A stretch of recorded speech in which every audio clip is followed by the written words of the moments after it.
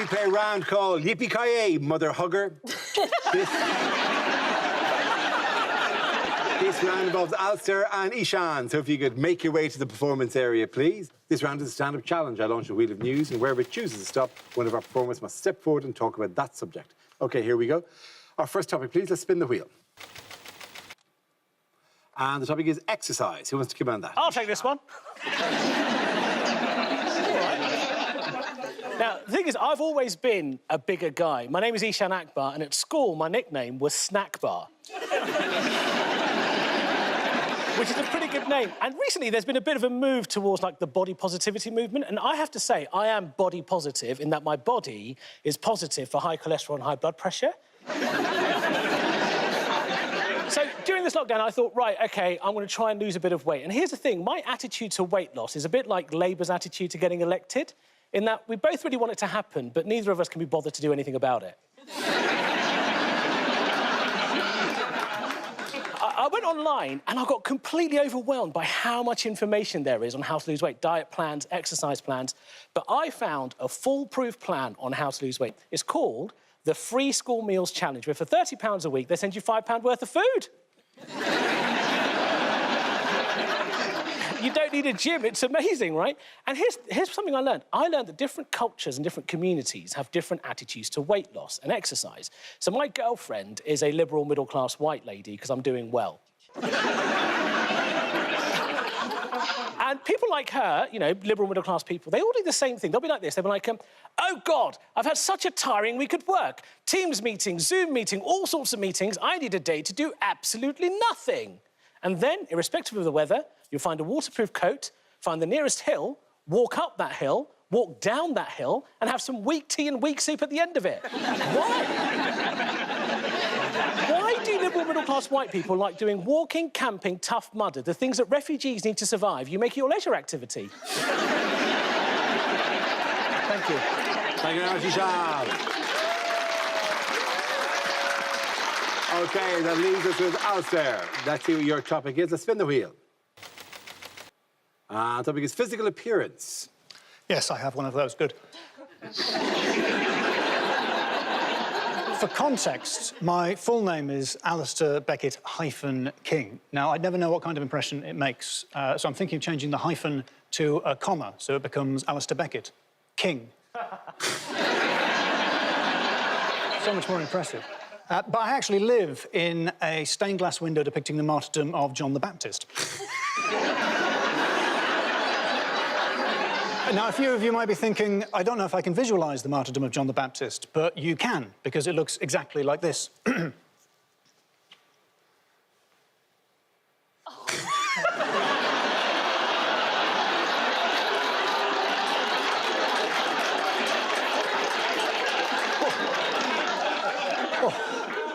That's right, I'm Britain's leading New Testament impersonator. Congratulations. But people will ask you that question, have you found Jesus? Have you found Jesus? They say it can be difficult to find Jesus. And this confuses me because, in my experience, he's usually right in the middle of the paintings, you know? Slap bang in the centre. If you're struggling, I'm going to give you a bit of advice. What you want to be looking for is, like, a guy, probably wearing white, raising one hand as if to say, yeah, I'm Jesus. You know, this guy, right? If that isn't enough for you, don't worry. There'll be other clues. There are, like, up to 12 other guys, really well-drawn robes and beards, all going, oh, look, it's Jesus. Who's that guy? Sometimes Doubting Thomas is there, getting a poke at the wound, you know? Doubting Thomas, or as I call him, sensibly waiting for empirical evidence Thomas, getting a poke. All I'm trying to get at is the whole of Western Christian art is a much easier version of Where's Wally? But let's be serious, you know, I would never compare me to Jesus, although a lot of builders have, because, well, I don't look like Jesus. Let's be sensible. I don't look like Jesus because I'm white, whereas Jesus was imaginary, so...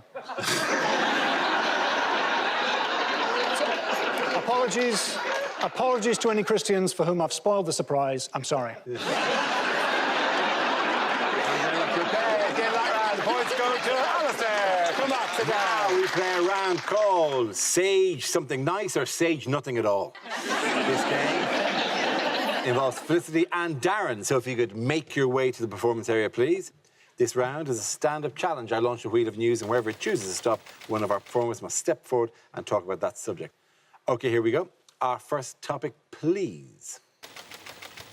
The first topic is health. Who wants to come in that? Me? Darren. I haven't really been taking care of my health recently. I've been eating really bad. And during lockdown, I got into something I'd never tried before. I became addicted. Red wine. Yeah. Never had red wine before. Love it. I am all about the wine. Here's what I've learned, right? Don't read the label. You know, the label on red wine, it's always quite nice and fancy. It's like the smooth, aromatic, infused spices blended together. It sounds good. But here's my problem with the label, right? The serving suggestion. It always makes it sound like you've got a classier evening planned. It's like, oh, this wine goes well with lamb. Lamb? I'm not having lamb. I hope this wine goes well with quavers. I realised I had a bit of a drinking problem during lockdown, especially with the wine. You know when you've got a problem when it comes to the recycle day? And I realised that I had to go out intermittently on the day to put my bottles out, because if I put all my wine bottles in one go, it would sound like a calypso band. I'm all over the place, man, like emotionally and with my feelings. All right, I'll give you an example of what happens to me, right, every now and again. Sometimes I'll be in my house, I live alone, it's just me, right? And I'll be like, ooh, I want some sex. I am in the mood for some sex. And I'll just walk around like, oh, man, I'm horny. I'd love to have some sex, man. Oh. And then I'll go downstairs, make myself a sandwich, eat it, and I'll be like, yeah, that's what I needed. I was hungry, not horny. Thanks, guys. Thank you very much, Darren. OK, that leaves us with Felicity. Let's see what your topic is. Let's spin the wheel. And the topic is relationships. OK. I have been in 3 long-distance relationships. The last one ended, sadly, in marriage. If you haven't been in a long-distance relationship, it's a powerful combination of abstinence and poor Wi-Fi connection. And I don't care who says they're fine with it, it's humiliating masturbating while wearing a headset. Honestly, it's... Just looking at each other, you're like, I think he's going to orgasm or land a plane. I don't know. Please don't tell me you're doing this from an internet cafe. And... You know, everyone's on Zoom now. You know, it used to be Skype, rest in peace. But when I Skyped, it would always freeze on the ugliest face I could possibly pull. Like, at least with FaceTime, the screen goes a little bit blurry and the words come up, and just nicely it just says, you have poor connectivity. You know? And what that meant was, just do something about your face, yeah? That's why it's called FaceTime. It's time to sort this out, yeah? Not Skype. Skype's like, you're a dog, here's proof. Or I don't know if you ever had this, sometimes it would freeze and then repeat the last half second of action, so your face would be down in the corner going, habada, habada, habada, habada. Someone's looking at you going, giggity, giggity, giggity, giggity, giggity. Just 2 people being maniacs at each other. Thank you. Lovely stuff. Well done. Very good. Points there go to Dara. Come on back. Thank you. Now we play a round called Pfizer Chiefs. This game involves Angela and Robin. So if you could make your way to the performance area, please. This round is a stand-up challenge. I launch a wheel of news, and wherever it chooses to stop, one of our performers must step forward and talk about that subject. OK, here we go. Our first topic, please. The first subject is masculinity. Who wants to come in that? Robin. It's a lovely picture of me. I come from Wales, which is a very masculine part of the world. I feel my dad is a very masculine man. He's a beautiful man, very blunt though. Before I did stand-up, I'd never been in a relationship before, and I said to my dad, "Dad, I'm thinking of doing stand-up," and he said, "Well, Robin, a lot of stand-ups they talk about having sex or their relationship. So what are you going to talk about?" Piss off, Dad. Talk about mum's affair. That's what I'll talk about.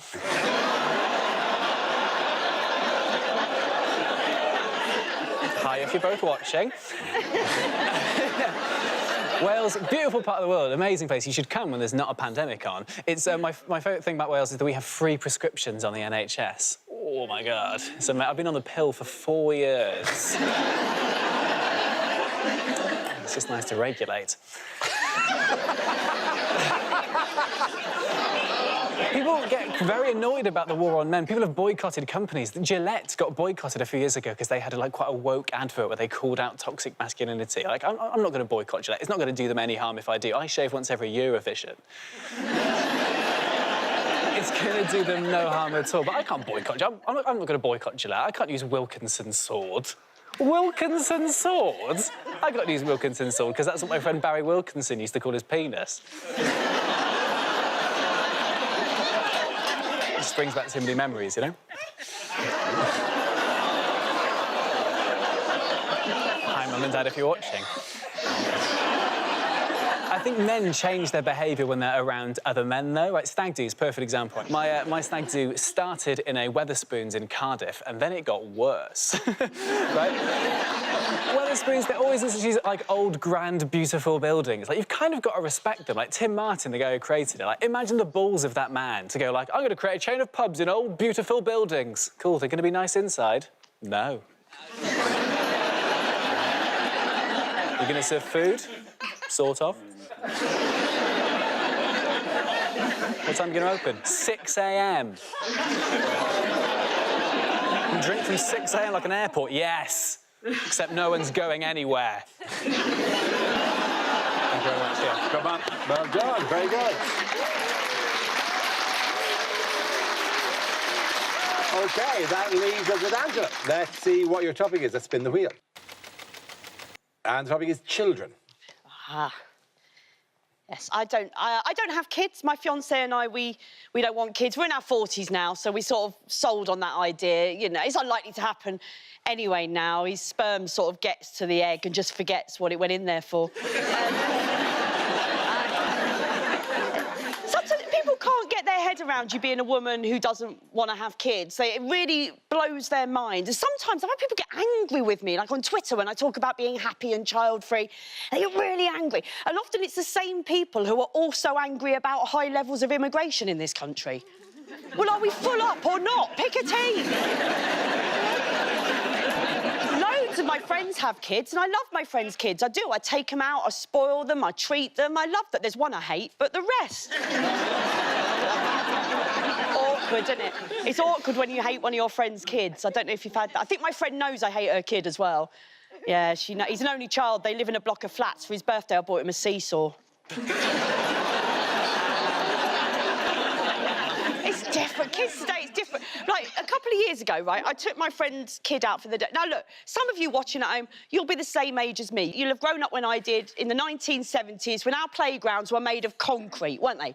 Concrete and scaffold poles. There was none of this bouncy shit on the floor, was there? You fell off concrete onto concrete. That was it. In the 1970s, a kid's playground was completely indistinguishable from a building site, wasn't it? The only way you could tell the difference is that on a building site, they made you wear protective clothing. We went left to fend for ourselves. No one born after 1987 knows what it's like to have a scab that lasts for 6 years, do they? Thank you very much, Angela Barnes. Well done. Points there to Robert Morgan. Come back. Come back. Thank you. We play a round called Matt Hancocked It Up. This game involves Milton and Case. If you could make your way over to the performance area, please. This round is a stand-up challenge. I launch a wheel of news, and wherever it chooses to stop, one of our performers must step forward and talk about that subject. OK, here we go. Our first topic, please. Let's spin the wheel. The first subject is food. Who wants to come in with that? OK. I found out I became middle class recently. I know, it was a blow to the heart. But I found out I became middle class recently because I became lactose intolerant, right? No, that's a sign of social mobility, guys. That's why Thatcher took away the milk. She knew what she was onto, OK, right?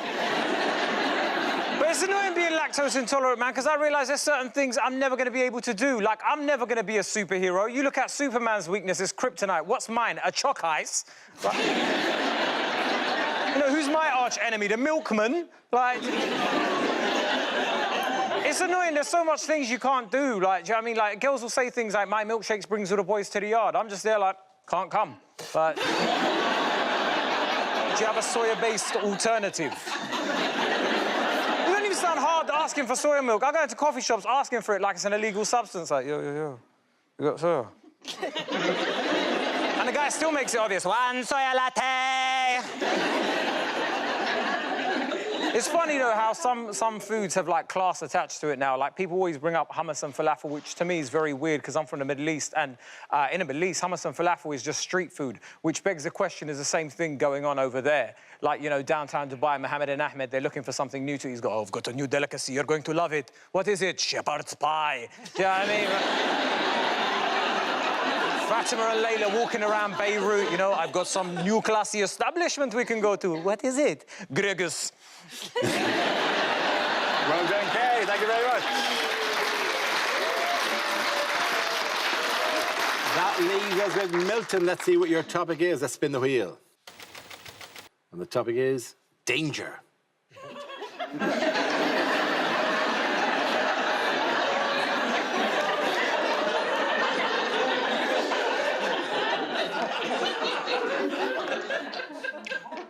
This morning, I attached a lock to the front of my house to slow down burglars who arrived by barge. What if the threat of diabetes combines with Islamic extremism in a new terror group called Chalk ISIS? A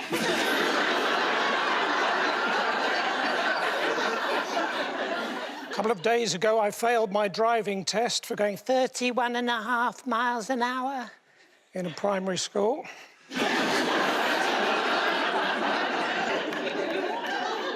My uncle, he had a camera inserted internally, but he was annoying the wedding photographer.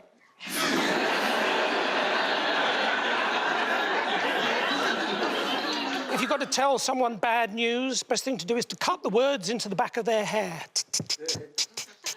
I'm sorry, I crashed your car. Because then when you show them in the mirror, they'll probably just say, oh, that's fine, thanks. Yeah.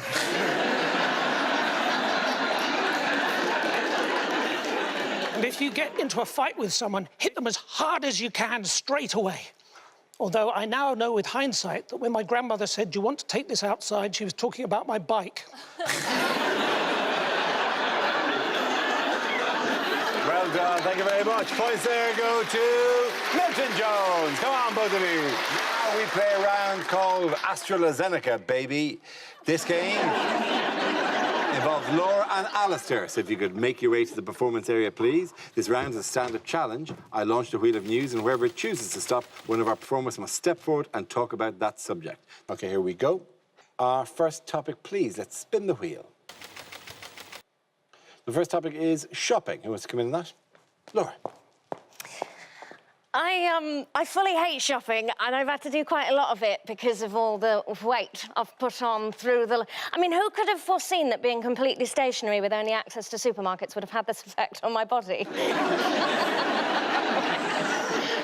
here's the thing, though. I got called a bad feminist for wanting to lose my lockdown weight. My mate told me I was a bad feminist for it, and I was like, oh, sorry, babe, I didn't realise. Like, let me know. So for every stone I shed, how many women lose the vote? Didn't know it worked that way, you know, but she said I was a bad feminist, and I was like, oh, OK, why? And she said, well, it's the patriarchy, isn't it? The patriarchy makes you not like your body. And I was like, well, don't get me wrong, sweetheart. Like, I love blaming men for stuff. It's... But in the case of what I look like, I don't remember a load of blokes coming round and making me biscuits. And then she said I was being willfully silly, and I was like, yes, that sounds like me. And she said, no, it's the patriarchy. It makes you not like your body because you've got unrealistic body standards. And I was like, well, actually, babe, I think you're second-guessing me there. Like, don't get me wrong, I don't think anybody should have to lose weight. But if we're going to be body positive, that's got to go both ways. And, like, in the case of me not liking my body, it's not that I don't like my body because I don't look like a supermodel. It's that I don't like my body because I can't walk to the shop in a dress in weather over 22 degrees without my thighs bleeding.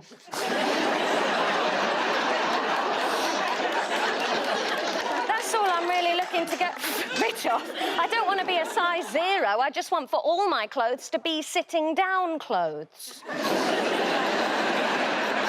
I'm tired of having a pile of trousers that I can wear, but only if I'm going to be stood up all day.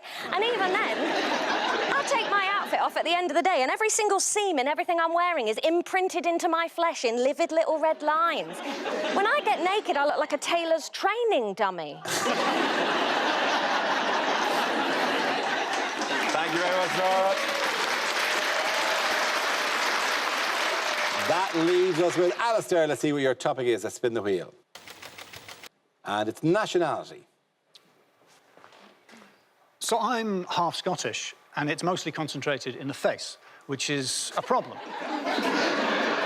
Because I would like nothing better than to, you know, do celebrity impressions for you, but I can't, because whenever I try, they come out too Scottish. Like, if I try and do an impression of the actor Robert De Niro, I just look like a Scottish man who can't believe you're breaking up with him.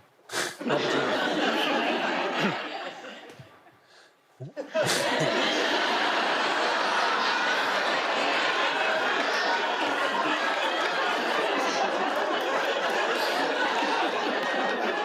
I love you. You're my world. How could you do this to me? You hear it. It's subtly Scottish. But of course, red hair is going extinct. I don't know if you've heard this. I read it in the newspaper. Apparently, red-headed people are going extinct because of climate change. And, like, wow. Yeah, I thought it was because nobody was having sex with us. Apparently, it's climate change. It is climate change, apparently. But that threw me. I thought, well, where does that leave red-headed people? What are we? A dying breed. And I realised what we are is the last great mythical beast of the British Isles. You know? Griffins, unicorns, the gingers. That's the way things are moving. And I envy you. I envy you, the non-gingers. You're going to be able to say one day to your great-great-grandchildren, you know, I saw one once. A live ginger. That's going to blow their minds. Oh, tell us, what was it like? Are the stories true? You'll say, oh, it was indescribably beautiful. I saw it there with the rays of light glinting in its copper mane as it gamboled about unsteadily on a pair of milk bottle legs. Pausing just momentarily to ritualistically apply high-factor sun cream. And then, children, it looked up at me and our eyes met, and we shared a magical moment. And then it ran off into the shade.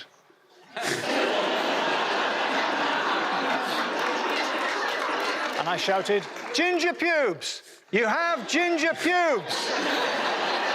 To make sure that he knew. Thank you very much, Alistair. Well done. That was great. Points there to Laura. Laura gets the points there. Come on, sit back. Now we play a round called COVID or Co-Home. This game involves Glenn and Evelyn, so if you could make your way to the performance area, please.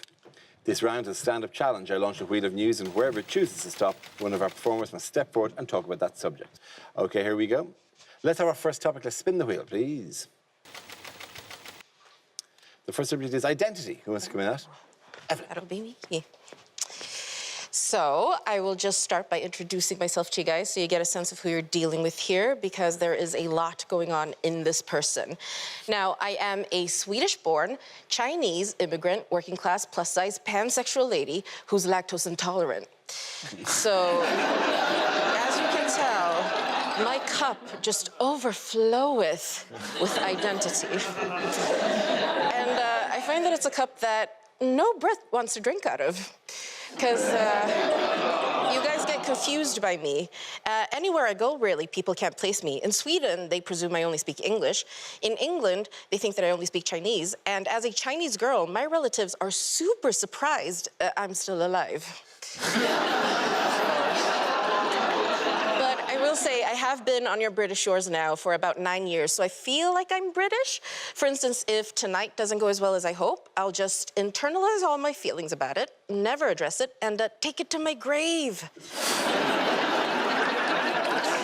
And I will say, I do appreciate the irony of being Chinese and poking fun of you Brits for being stoic, because we are a very reserved people as well. However, the difference I find is that when the Brits repress feelings, you tend to go into alcoholism. When the Chinese repress feelings, we go to work and take over the world. Which, ironically, you guys used to do. So. Lovely stuff. Thank you very much, Evelyn. That leaves us with Glenn. Let's see what your topic is. Let's spin the wheel. And the topic is family. I've always had a very, very close relationship with my parents. I first realised that when I was at boarding nursery. And I was very close with all my relatives, actually. I love my grandparents. My grandma's an Elvis impersonator, in the sense that she's not alive anymore. And she died a few years ago. She lost her 8-year battle with not getting hit by a car. But I had close talks with all of my relatives. I remember when I was 15 years old, my uncle sat me down to have the talk, but it turns out I didn't know what sex was either. Like, I like going to visit my parents, you know? Sometimes it's nice to visit your parents because it's nice to remind yourself of what loo roll is meant to feel like. I don't know where parents get their loo roll from. The towel section at John Lewis, it's got like a tog to it, so it's like trying to flush a duvet. It's excellent.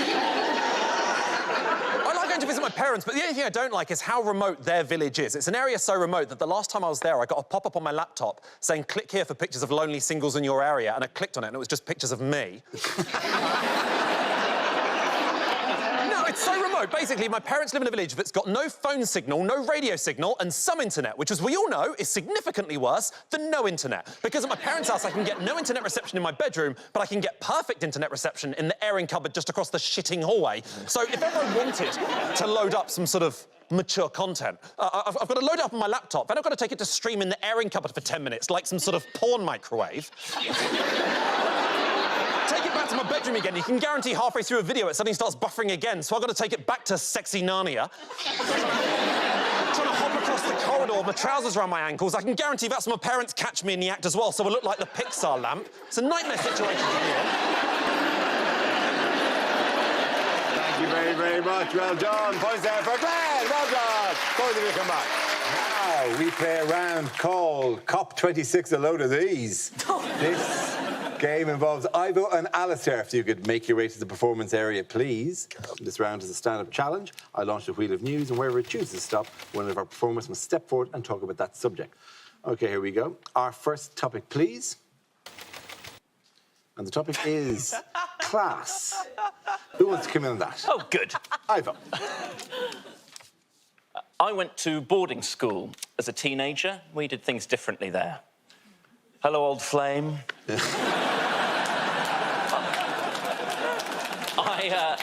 I studied for 5 years at Eton College. Not a popular school, but that's something I've mentioned in pretty much every stand-up bit I've ever done, because as our headmaster always said, you've just got to own these things. That was advice from a separate conversation about land, but still made sense. I've been trying desperately, despite the school's reputation, to rebrand myself as a sort of likeable Etonian, like the actor Eddie Redmayne, who feigned a disability for money. In the film The Theory of Everything. I've got no other evidence. Obviously, I'm not proud of everything the school stands for, but I'm grateful for the education I received. I've got friends that I made there. Still got a lot of memorabilia from my time at Eton. I've got the Eton cufflinks, got the Eton tie, got an Eton advent calendar. It's like a normal advent calendar, but all the doors are open for you by your father's contacts.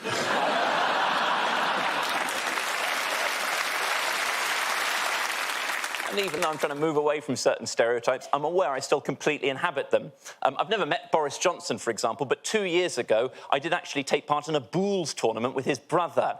That's a genuine anecdote from my life, not something created by a posh twat auto-generator. I played in a bowls tournament with some friends. I wasn't expecting his brother Joe Johnson MP to be there. I tried to defend this to a friend a couple of days later by saying, and I direct quote, I just didn't think it was going to be an especially posh bowls tournament. Probably the second most hateful thing I said in the chat after my friend said, what is bowls anyway? And I said, oh, it's basically the same as pétanque. Always good to have this prick on hand if you want French translated into different French. Thank you very much. Undeniable, thank you very much. OK, that leaves us with Alistair. Let's see what your topic is. Let's spin the wheel. And it's emotions. I'm not great when it comes to expressing emotions. Now, I don't know if this is because I have Scottish ancestry. No way. Yes, way. I don't know if this is because I was actually raised a sassy Catholic. But I've looked at myself in the mirror, and I think the reason I'm bad at expressing emotions is I don't have eyebrows on my face. This is where they'd normally be on a human. And it's very difficult to express emotions without the basic facial equipment in situ. Oh, yeah, that's what's wrong with his face. Looks like someone put a wig on an egg. I don't know if I'd go that far. It's a troubling face. You know, I can't smile, really. My mouth is too little. If I want to smile, I have to deliberately raise my upper lip like a rusty medieval portcullis.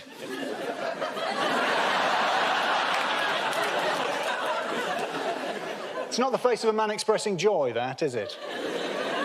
At best, that's the face of a man trying to gauge the value of livestock.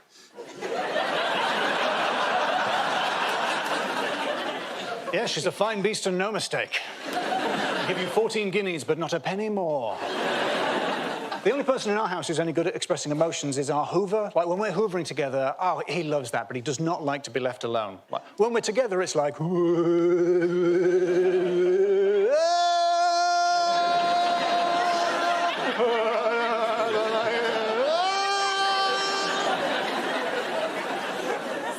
A friend did the introvert test on me recently, which is basically, would you rather be on your own in a room or in a room full of people all saying how brilliant you are? And if I'm being honest, my ideal situation would be a room full of people all saying how brilliant I am, but I'm not there. I want it to happen, but I don't want to be present. And she said, that is a wake.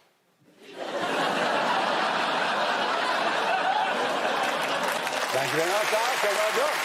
And points there to Alistair. Come on back. Now we play a round called Sleazy Come, Sleazy Go. This game involves Sarah and Glenn, so if you could make your way to the performance area, please. This round is a stand-up challenge. I launch the wheel of news, and wherever it chooses to stop, one of our performers must step forward and talk about that subject. OK, here we go. Our first topic, please. The first subject is parents. Who wants to come in on that? Sarah. Hello. How you doing? You all right? My mum and dad have been married for 40 years, which is insane, isn't it? It's incredible. I've been watching them, trying to work out how you do it for that long. I think it's amazing to be in a relationship for that amount of time. I think I've worked it out. Looking at them, I think what has to happen to want to be in a relationship for that long in order to make it work is one of you, the weaker one, gives up. That's the answer, isn't it? You just surrender to the other person. That's what you do. You say, of course, whatever you think, I think. Whatever you do, I do. That is the answer. My dad has completely given up on life. He's happy, he's content, but he's absolutely gone. Like the most recent time, I went home, I walked through the front door into the kitchen, I found my dad on his own, and he was just staring at a lasagna. And I popped my head around the door. I said, hiya, Dad, are you all right? And he looked up and he went, oh, yeah, I'm all right. Hello. Yeah, I'm just having a look at my lasagna. And I went, oh, all right. And he went, come and have a look. And I did. I went over, and I have to tell you, it was literally just a lasagna. My mum will never give up on anything in her life. My mum is the strongest woman I've ever met in my life. She's incredible. When I was 5 years old, my mum had cancer, and she's completely fine now. She's absolutely fine. The only way it's impacted her life, she had to have a breast removed, and then she had it reconstructed. And all that means now, it just means that she's got one impeccable tit. And the other one is 68 years old.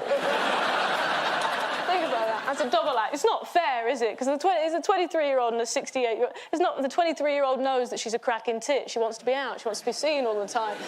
It's like the 68-year-old is sat next to her like, well, you know, some people say that we look like sisters.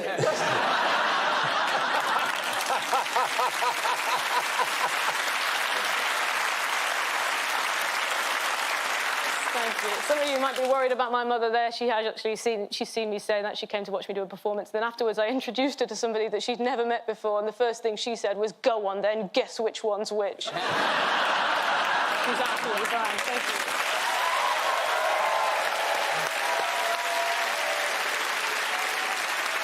OK, that leaves us with Glenn. Let's see what your topic is. Let's spin the wheel. And the topic is manners. I think a lot of people assume, because of my voice, that I'm going to have good manners. I think if you're trying to place my accent, I was born in Cathkidston. No, I try and, you know, pretend I sort of have good manners. You know, I try and pretend I'm sort of sophisticated. You know, I'm the sort of person, like, I'll wear a Che Guevara T-shirt, but, you know, I couldn't name any of his songs. It's, No, I'm not intelligent enough. I don't know anything. You know, I realised just during lockdown, I realised I don't know the phonetic alphabet. You might not think that matters, but I had to spell out my postcode to the bank, and my postcode ends in JP, and the guy over the phone was like, sorry, is that AB? And I was like, no, it's JP, and he was like, AB, and I was like, no, it's JP for Joaquin Phoenix. I've been embarrassed when I'm around people more intelligent than me, and I mean that real deep-rooted childhood embarrassment, like when you'd accidentally call your teacher Dad, you know, instead of Daddy. I think that was the worst. Actually, I went out with a girl way more intelligent than me who was actually a teacher, and I love dating a teacher. I don't want to get sordid, but when I went out with a teacher, we had sex every single day. And then we broke up, and then I dated a supply teacher, and we never had sex. She'd just wheel out a big telly, and we just watched porn. But she was horrible to me all the time. She'd criticise me. You know, she wasn't polite at all. She'd always be like, Glenn, you're an idiot. Why haven't you tidied the flat? Glenn, you're an idiot. Why do you use all 10 fingers when you do air quotes? Yeah, whatever, Becky. I don't know. That's just horrible to me. She told me I've got a stupid name. I was like, my name's only Glenn Moore. What's wrong with that? And she was like, Glenn Moore, your name's basically just Field. How hard is it to just be polite to people? You know, I don't understand how people are out there being rude to people all the time, just leaving a trail of emotional destruction in their wake, like Thelma and Louise in that movie I can never remember the name of. I just don't understand. It's social etiquette. I love social etiquette. Start from the outside cutlery, work your way into the McFlurry spoon. I love everything about social etiquette. I couldn't believe how rude she was to me. It was just unnecessary. She took me out to this restaurant to break up with me. She was horrible to me all the time. And she told me she wanted to break up with me. She said I was too polite, too formal. And she said that to me right in the middle of Wagamother. Just... Thank you very much, Glenn Moore. At the end of that round, the points go to Sarah Keyword. Come on back. Now, we play a round called HS Too Fast, HS Too Furious. This game involved Jen and Ahur, so if you could make your way to the performance area, please. This round is a stand-up challenge. I launch the wheel of news, and wherever it chooses to stop, one of our performers must step forward and talk about that subject. OK, here we go. Let's spin the wheel for our first topic. The first topic is parenting. Who wants to go into that? Jen.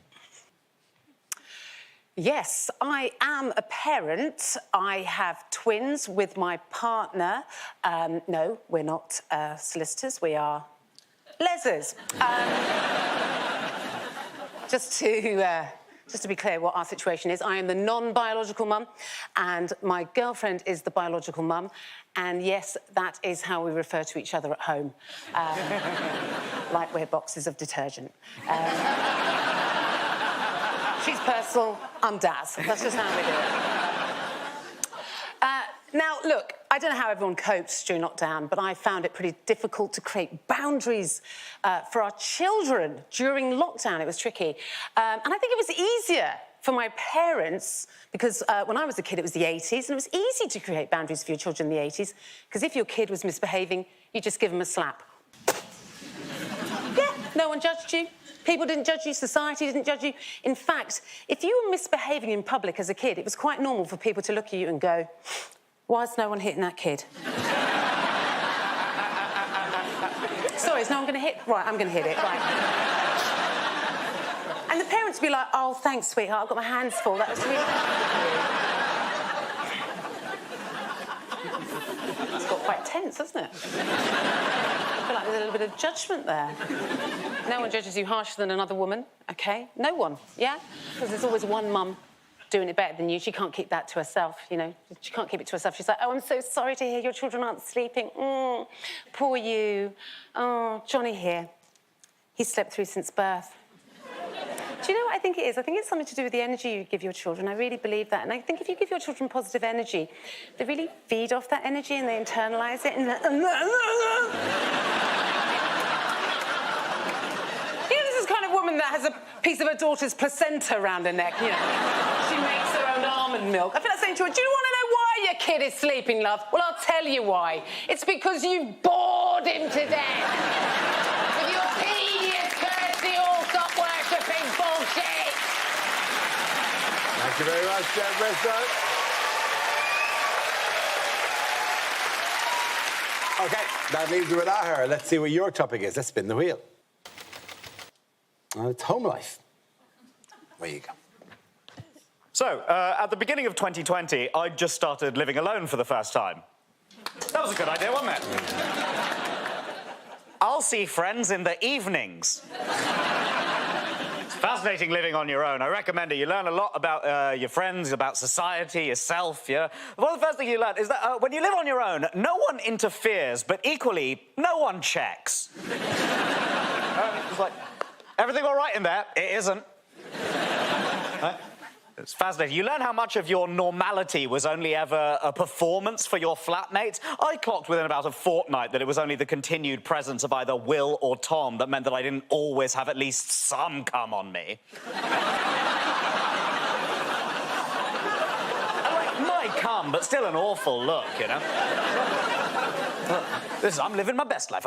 This is what it looks like to see a young guy living his best life. What I was actually living through was a low-grade mental breakdown and a minor eating disorder. And this eventually came to a head after a couple of months when, right, guys, you know how you think you can't get scurvy?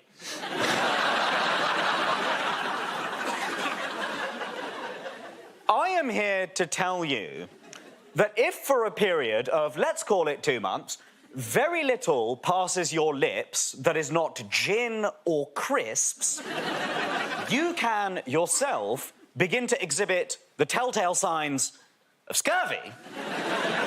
Despite the fact that you are not, and I cannot stress this enough, never have been an 18th century naval explorer.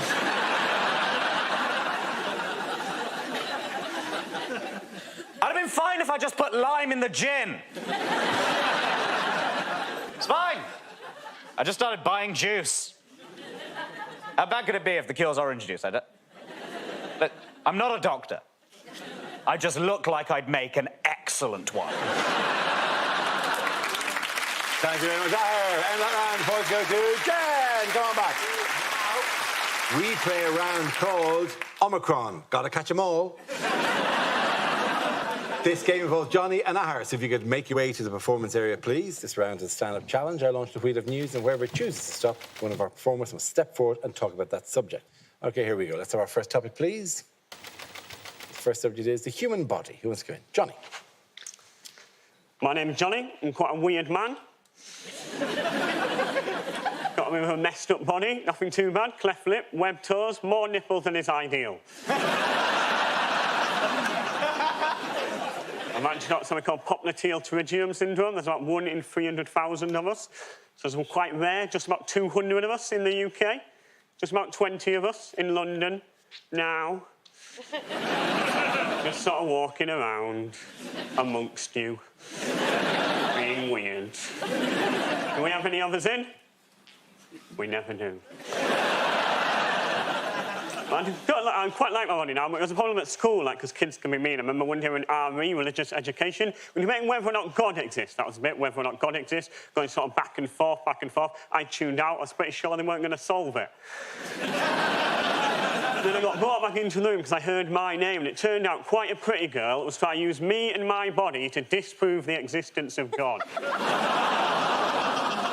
Because, like, well, if God's all-knowing and all-powerful, then why would he create John? With his body and his nipples and everything. The worst thing about it, even the teacher was like, I do not have an answer to that question. When I was about 10, I was in a wheelchair for about 6 months. I quite enjoyed being in a wheelchair. It was good crack. I'd recommend it if you ever get the chance. But my parents, assuming I was hating it, right, it was like a nice, fun thing, organised me to go on a holiday camp designed for disabled people.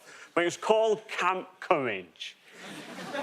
And it was crap. And the problem was, the people working there took it as their job to, like, raise our self-esteem and make us feel really good about ourselves. But the way they decided to do that, just by telling us we were brave, whatever we were doing. They'd be like, wow, that's so brave. Wow, that's so brave. I tell you from experience, guys, there are a few things worse than being told you're brave for continuing to exist. Like the main guy, he was a bellend. He was like 40, he was spotty, he had an earring, and the haircut of a man who refused to accept that in all probability his band weren't going to make it.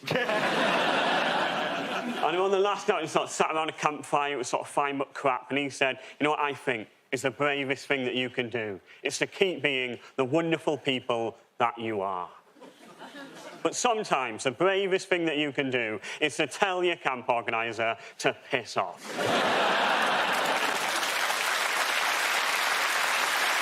Even if it does mean that you have to spend 20 minutes on the naughty ramp. Thank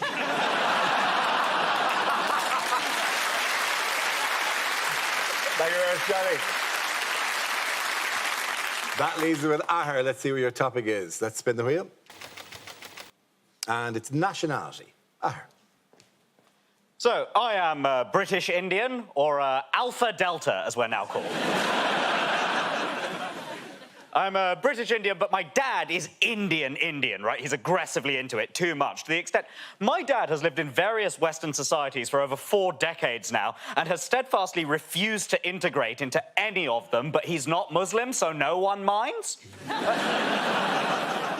This is how little my dad's bothered to learn, right? When I was 8 years old, my dad ran downstairs with a piece of paper covered in my handwriting, and he took this paper and he thrust it towards my mother, and he said, Ulka, look at this poem that I found in little Ahur's room. Oh, he's a genius, writing poetry like this, aged only 8. He's a troubled boy, to be clear from the tone of the poem, but you read this poem, you tell me that our 8-year-old son isn't a genius. And my mother took this piece of paper, gave it a quick once-over, looked back at my dad and said, Vikram, these are the lyrics to Bohemian Rhapsody. The single most famous song that has ever been written in the English language. And my dad was like, well, it's English, why would I ever have bothered to learn that? He just said, Freddie Mercury's sort of Indian, and he was like, I'm immediately interested. But, in his patriotic fervour, my dad suggested that I apply to become something called an overseas citizen of India, an OCI. It's like a dual nationality thing, and I took him up on the suggestion, and I applied and I got it. I enjoy being British, but I've read the news and I can take a hint. Right?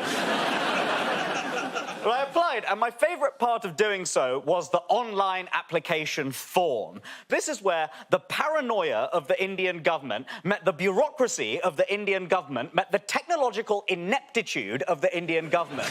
And it is the most fun I have ever had in normal browsing mode. Right? They started off so innocuous. They were just like, first name Ahur, surname Shah. What are your mother and father's names? Vikram and Ulka Shah. And where were they born? Was it Pakistan? What industry do you work in from this drop-down menu? And what is your annual income band? How often do you wear green?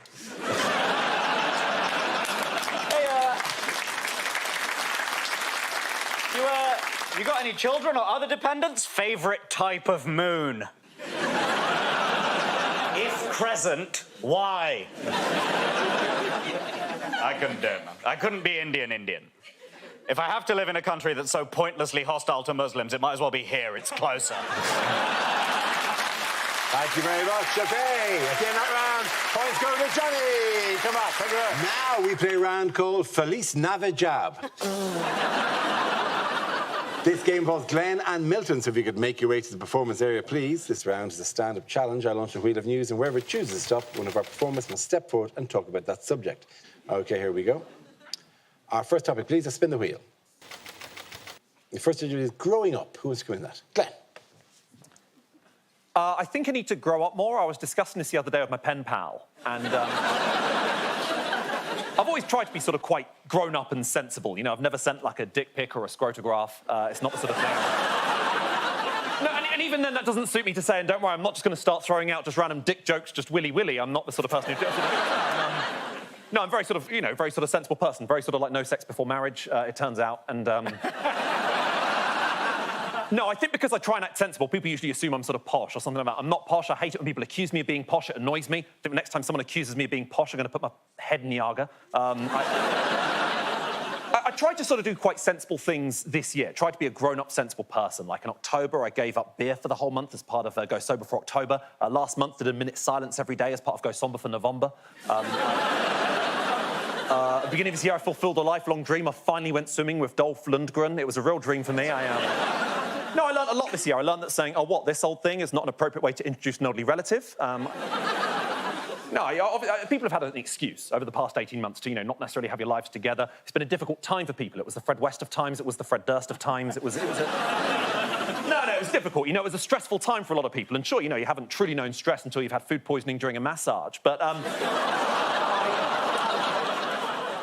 you don't have to have your life together because, we're just lucky to be here. We're lucky to have survived this pandemic so far. You've got to know luck when you see it. I've known lucky people in my life. The luckiest person I ever met was a guy who used to live on my parents' road. He used to live in America, and in 2001, he was meant to be on the first plane to hit the World Trade Center, but he accidentally slept in, and he missed his flight, and all the other terrorists just left without him. That's lucky. Thank you very much for that. So that leaves us with Milton. Let's see what your topic is. Let's spin the wheel. And it's nature. I was in the high street the other day. This bloke came up to me. He said, I've got a petition. I've got a petition about ivory hunting. I said, are you for or against? He said, well, would you endorse it? I said, there aren't any elephants endorse it.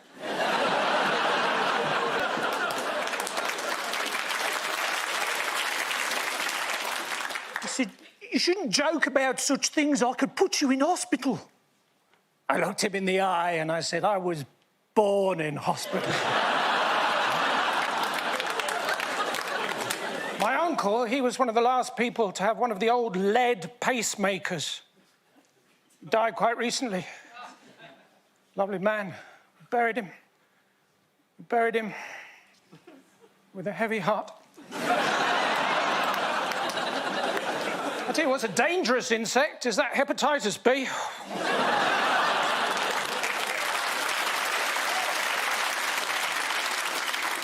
My neighbours, they're both naturists. I see them quite often, but not for very long, but I'm glad I bought the trampoline. I tell you what's a dangerous place to swim is that hepatitis C. Thank you very much. Dinner and what goes to Milton Jones. Come on back.